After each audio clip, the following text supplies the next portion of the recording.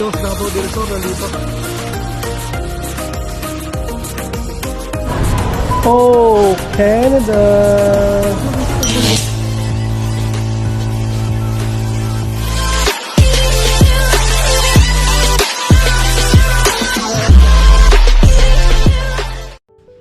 Good morning mga bar, welcome back to my channel. Naantok-antok pa tayo. Hintay ko si Inday makabihis dahil ihatid ko sa baba. Sarap pa matulog. Malamig ngayon mga bar, no? Negative 13 feels like negative 19. Ayun, malamig. But yun, kailangan pumasok na Inday. Kailangan nang magdamit ng winter boots, no? Saka mga winter clothes. So yun, meron tayong sasagutin mamaya mga paano sa baba natin pag usapan yung katanungan ni Edwin Chu, no? So shoutout sa iyo para Edwin Chu. Sabi sa akin dito, boss, sabi niya, boss, ala ka ba plano mag-work dyan o kaya magplano mag-upgrade skills mo habang naghihintay? So yun, napakagandang tanong mga par, no? Ni Edwin Chu, no? 3070 mga par. So hatid muna natin si Inday sa baba, no? Tsaka ako sasagutin yung tanong ni Boss Edwin Chu. Yeah. Ayun, pormahan natin mga par para tayong iskimo. Dahil napakalamig na sa labas, no? Sinuot na natin itong ating pangmalakasan dahil mahirap na pasukan ng lamig. Hindi naman siya masyadong mahangin, pero yun nga dito sa mga bar, no? Negative 13 feels like negative 19. Yeah? Last words before school. I'm a snowman. Yun. Ay, wala na naman yung bonnet. Oh, Nandyan na. wala. I forgot it.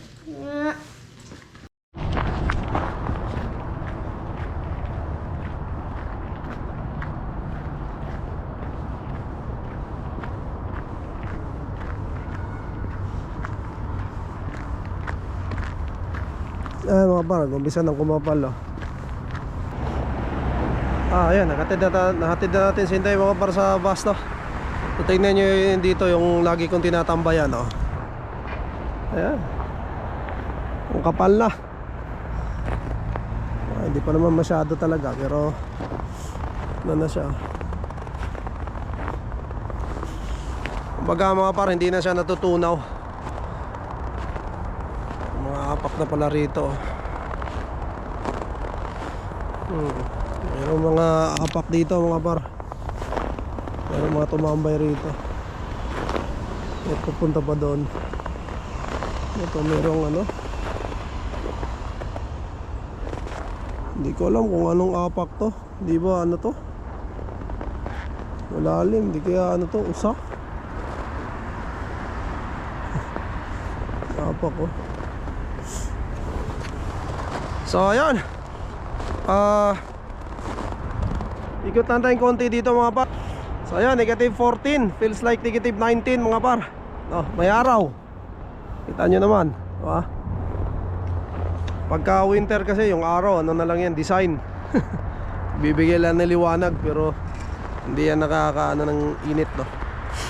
Napakalamig na ngayon mga par, diba? Iba na talaga yung lamig. Ito, tag-umpisa na dahil na nga, almost second week na ng no? So tuloy-tuloy na to hanggang February mga par, no? December ngayon, January, February, no? Huhupa lang ulit ito mga bandang March na, no?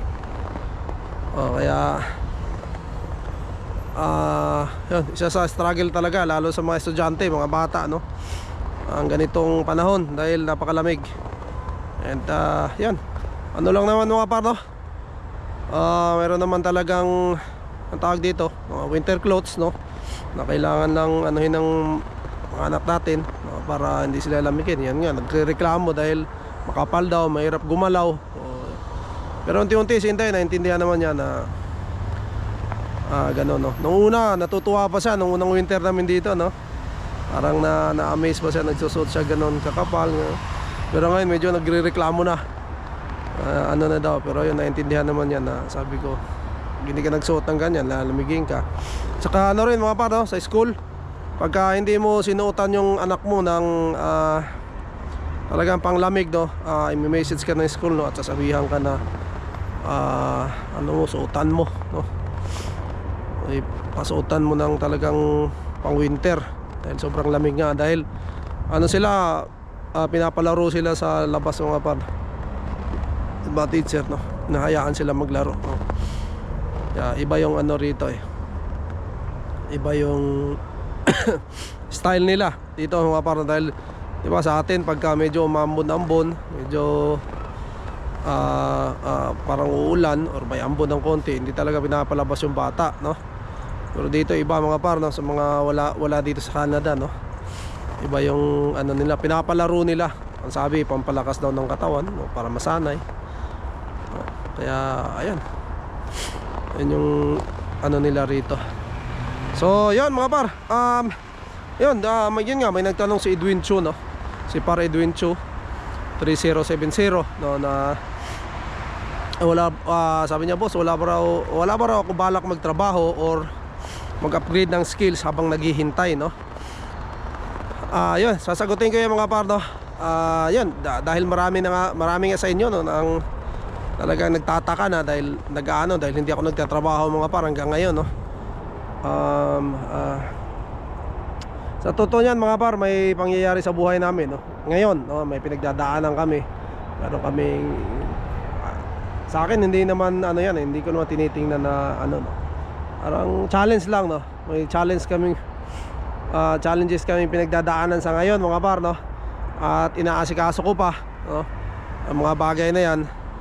Kaya nakikita nyo, akala nyo wala akong ano, di ba?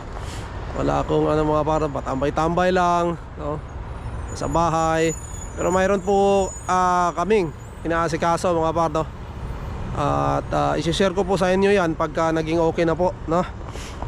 Hindi ko pa naman siya ma-share sa inyo dahil ano nga, hindi ko pa talaga naranasan ng gusto kong pag na-share ko sa inyo mga par, no, pulido, no. At may kikwento ko sa inyo, no, para sa susunod din or yung mga mapulutan nyo ng ano mga par, no, ng idea, no, aral din kahit papaano yung naranasan namin. Kaya ayun, sa ngayon nga inaasikaso ko pa mga par, no. Inihintay ko lang, may mga inihintay lang ako. And then ayun, isa itong malaking ano sa ano namin dito sa Canada mga par, no. Pero yun, hindi ako napaghinaan ng loob mga par, no. Hindi ko lang muna i-share sa inyo dahil nga gusto ko pagka senior ko na ay siyempre magtatanong kayo mga par, no. May mga tanong kayo, so gusto ko munang gawin muna, no. At pag naging okay na mga par, saka ko siya i-share, no. Para yun, kahit magtanong kayo, mayroon ako may sasagot mga par, at sariling experience namin, no, at sa aming pamilya, no. So ayun lang mga par, no. Relax lang kayo, no. Dahil ayun nga, hindi naman ako ganun katamad mga par, no. Alam nyo naman simula nung day 1 na dumating ako rito, nagtrabaho ako yung mga pinakamahirap na trabaho mga par, no. Sinubukan natin yan, no. Hindi natin yan sinukuhan. At yun nga, pa-upgrade tayo ng ano tayo habang tumatagal, medyo yun nga, na makakahanap tayo ng medyo mas maganda mga par, no. Pero yun, may mga pangyayaring kailangan lang natin pagdaanan, no. At yun nga, sabi nga ni Christopher in Canada, be positive lang, no, always, no. Yun naman ay yun yung ginagawa ko sa ngayon mga par, no. At hindi ako napanghihinaan ng loob dahil masaya kami mga par, no, na nandito kami sa Canada, no. Nabigyan kami ng Canada ng pagkakataon na makapag-stay rito. At syempre sa tulong na rin ng aking sister-in-law, no, sa McCartney family, no. Maraming salamat, no. At ayun nga, kung nanonood kayo, kung nakasubaybay kayo mga par, no, sila ang dahilan, no. Ang sister-in-law ko at ang McCarthy family, kaya kami nandito sa Canada mga par, no.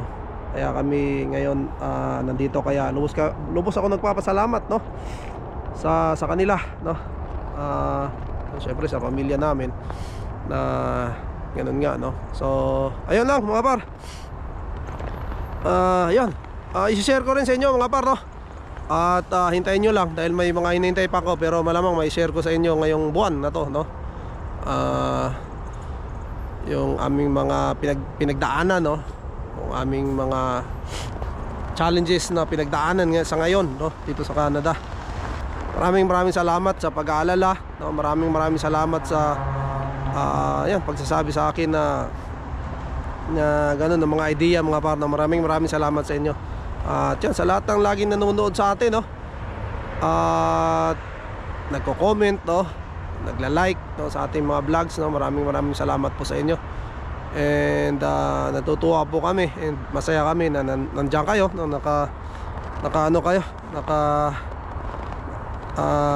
Kumbaga nakaantabay, no? Nanonood sa amin ng mga vlogs ko, no? Na mga daily vlogs lang naman to, raw vlogs mga par, no? Ang lahat ng mga na-approve po na mga PGWP ngayon, no? Bago magpasko, no? Marami po ako nababasa na na-approve sila. Yun, gaya na nga ng pinsan ko mga par, no? Na nandito malapit sa akin, family of 4 sila mga par. Kaka-approve lang nung nakarang last week, no? So isang napakagandang Christmas gift para sa kanila, no? And kaka-approve nga nung PGWP nila. And then PR naman yung sunod na target, no? And yan, pinaplano na rin nila mga par, no? Kung anong mga pathway, no? At may mga idea na rin sila. Kaya ayun, next yan siyempre yung PR pathway na. At ayun, yung kaibigan ko rin si Marv, no? Yung kasama ko dati sa meat shop, no? Sa delivery. Family of 4 din sila. Kaka-approve lang din last week, no? Congratulations din sa inyo, party, no? And ayun nga, ang sunod niyan PR pathway na, yung PR na ang kasunod diyan mga par, no? And ayun, good luck sa inyo, no?